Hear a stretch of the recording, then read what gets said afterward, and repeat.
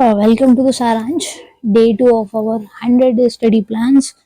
और जियोमॉर्फोलॉजी के बेसिक्स के बाद आज हम स्टार्ट कर रहे थे कुछ एडवांस टॉपिक्स जिसमें plate tectonics, continental drift theory, sea floor spreading, rocks और जियोमॉर्फिक मूवमेंट थे.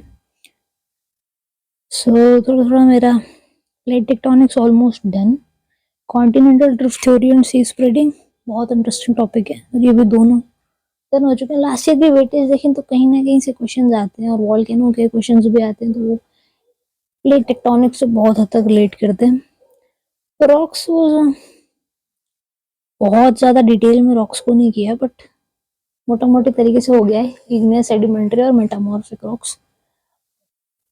और इसके बाद जियोमॉर्फिक मूवमेंट्स. सो जियोमॉर्फिक मूवमेंट से स्टार्ट करें तो उसमें दो टाइप की फोर्सेस यूज होती हैं. एक होते हैं एंडोजेनिक फोर्सेस और दूसरी exogenic.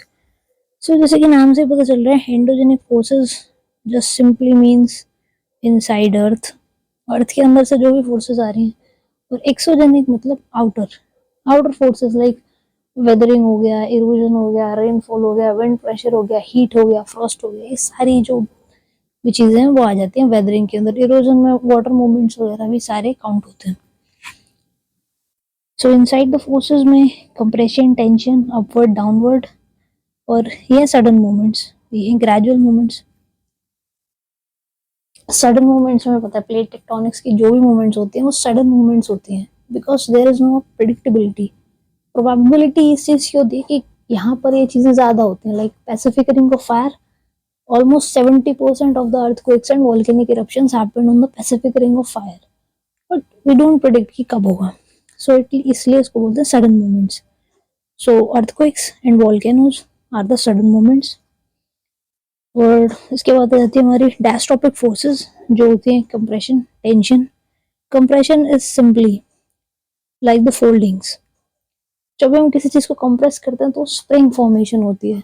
It's just folding mountains, वहां पर फॉर्मेशन होती है जहां पर कंप्रेशन होता है.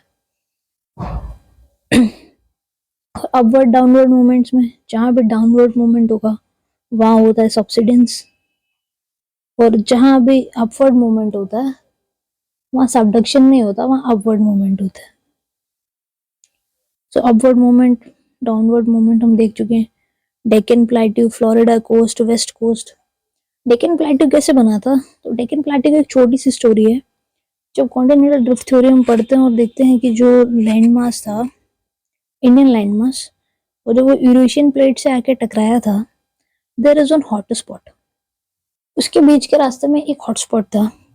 सो वो try to look like this is Indian continent. और जब ये कॉन्टिनेंट इस हॉटस्पॉट के ऊपर से निकल के गया था, so there is a eruption of volcano. और यहाँ पर एक प्लेट्यू फॉर्मेशन हुआ था उसके लावा के सॉलिडिफाई होने से.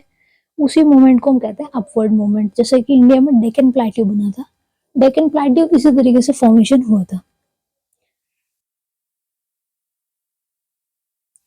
जब इसके बाद आके यहाँ से टकराया था, लाइक जो इंडियन प्लेट थी यूरेशियन प्लेट से आके टकराई थी. सो इतनी प्लेट लगभग लगभग यूरेशियन प्लेट्स के नीचे, और जितने भी माउंटेन रेंजेस हैं वो आपको इसी प्लेट पर दिखाई पड़ेंगे. Downward movements, simply we know the subduction is the downward movement, like Andaman and Nicobar separated from Arakan coast. Subsidise जहाँ भी होता है, जहाँ एक प्लेट दूसरी प्लेट के नीचे जाती है और सबसाइड करती है, वहां पर हमारा होता है डाउनवर्ड मूवमेंट. और वहां और जहाँ पर प्लेट्यूज का फॉर्मेशन होता है वो होता है हमारा अपवर्ड मूवमेंट. जैसा कि हमने पढ़ा था कि कंप्रेशन से इस तरीके की कुछ फोर्सेस लगती हैं दोनों साइड से. इन फोर्सेस की वजह से कंप्रेशन होता है. तो लाइक एप्लेशियन माउंटेन्स एंड यहाँ पर जो हमने पढ़ा जो हिमालयन माउंटेन है वो कंप्रेशन की वजह से फॉर्मेशन हुई है. उसके बाद फॉल्टिंग, थ्रस्टिंग, ये भी इसी तरीके के प्रोसेस हैं. तो आप देख सकते हैं जब कंप्रेशन होता है तो फोर्सेस इस तरीके से लगती हैं और यहाँ पर इस तरीके की फोल्डिंग्स होती है. जब टेंशन होता है तो यहाँ पर क्रैक्स आते हैं, नॉर्मल फॉल्ट क्रिएट होता है. और स्ट्राइक स्लिप होती है तो यहाँ पर क्रैक्स वर्टिकल डायरेक्शन में आते हैं.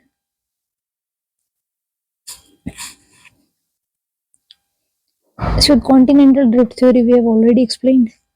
Initially there was only one ocean, Panthalassa only one continent, Pangaea. और जो पेंजिया दो पार्ट में डिवाइड हुआ था, वो एक पार्ट था लॉरेशिया और दूसरा पार्ट था Gondwana land. Laurasian part was North American Greenland and Europe का जो पार्ट था वो लॉरेशिया था, और गोंडवाना लैंड का जो पार्ट था वो तो south America, Antarctica, Africa, Madagascar, India. और इसके कुछ इंपॉर्टेंट एविडेंसेस हैं कि कॉन्टिनेंटल ड्रिफ्ट थ्योरी के सपोर्ट में कौन कौन से एविडेंसेस हैं। तो जिग्स ऑफ इट है। अगर अभी भी आप देखेंगे तो जितने भी कॉन्टिनेंट्स हैं, उनके जितने भी कॉन्टिनेंट्स हैं, दे आर एक्चुअली फिट। उनके जो साइड कर्व्स हैं वो एक जिग्स ऑफ फिट में है, आप उनको एक दूसरे में फिट कर सकते हैं। तो दिस इज ऑल्सो एविडेंस कि वंस अपॉन अ टाइम वो सब एक जॉइंट पजल की तरह रहे होंगे। जियोलॉजिकल एविडेंसेस, डिफरेंट कोस्ट के अलग अलग वेदर्स में भी सेम टाइप के फॉसल फ्यूल्स का मिलना, सेम टाइप के वेजिटेशन का प्रेजेंस होना जियोलॉजिकल एविडेंसेस हैं। सी फ्लोर स्प्रेडिंग थ्योरी, जो हम अभी भी देख रहे हैं कि सी फ्लोर स्प्रेड होने से कंस्ट्रक्शन कंटिन्यूसली हो रहा है प्लेट्स के अंदर। और fossil fuels, mid oceanic ridges को समझते हैं, बहुत इंपॉर्टेंट टॉपिक है, छोटा टॉपिक है लेकिन बहुत इंपॉर्टेंट है। Mid oceanic ridges, suppose these are the two plates and the movements of the plate is like, ये प्लेट का मूवमेंट इधर and this plate is having the movement from this side. So if this plate is moving in this direction, so जो asthenosphere है वहां से कुछ material ऊपर की तरफ आ रहा है। Suppose this is the material जो ऊपर की साइड आ रहा है।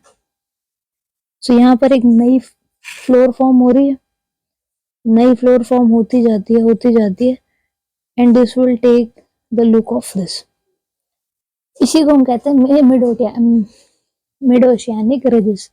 जो ओशियंस के अंदर प्लेट के डाइवर्जेंस के ऊपर एस्टेनोस्फेयर से मटेरियल ऊपर आता है, उसके सॉलिडिफाई होने से यह रिजेस बनते हैं। अब मैप देखेंगे तो वहां देखेंगे there are so many ridges formation was there. Same theory with sea floor spreading के साथ है, बट इसमें डिफरेंस ये है कि इसमें जो एक क्रस्ट होती है वो होती है कॉन्टिनेंटल क्रस्ट। कॉन्टिनेंटल क्रस्ट होती है, नीचे से वही मटेरियल आ रहा है एस्थेनोस्फेयर से, और ये नई फ्लोर फॉर्मेशन हो रही है जो कि सी फ्लोर स्प्रेडिंग है। तो पहले सी का जो कैपेसिटी थी वो इतनी थी और ये इतनी नई सी फ्लोर फॉर्मेशन हो गई। So this was known as the sea floor spreading theory. Plate tectonics we have dealt कि how many plates are there.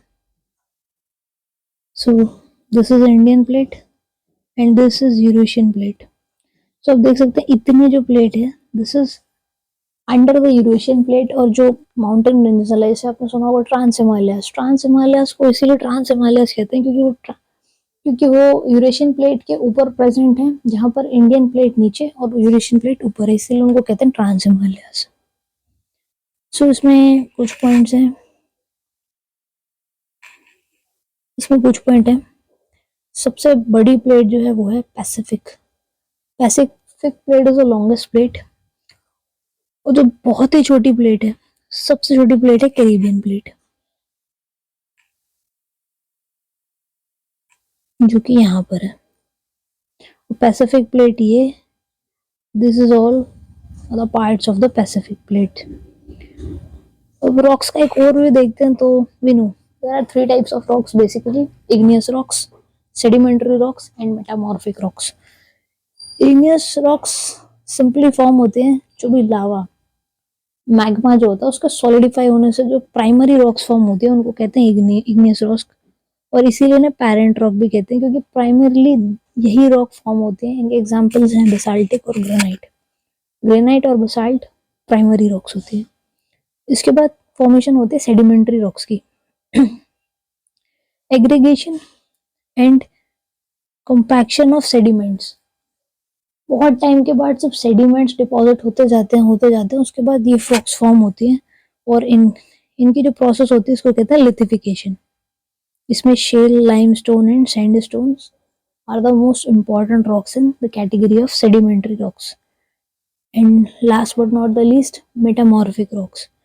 जैसा कि हमें पता है मेटामॉर्फिक रॉक्स, ये बनती है under the action of pressure, volume and temperature. Morphic का मतलब होता है प्रोसेस।